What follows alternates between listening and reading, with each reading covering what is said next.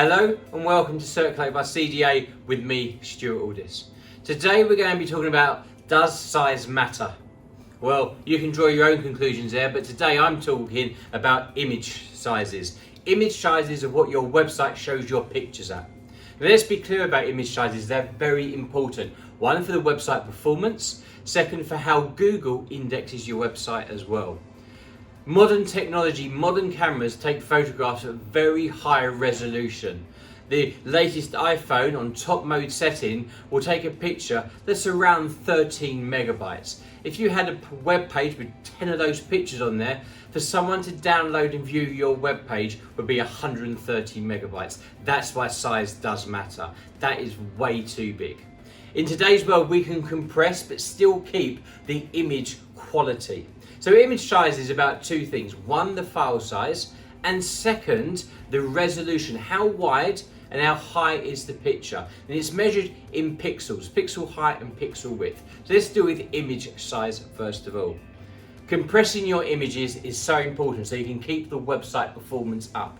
So if you've got pictures on your website, you want them all optimized and the smallest file size possible. Now, we don't want to ruin the quality of the image and make them so small in file size that they're blurred or pixelated.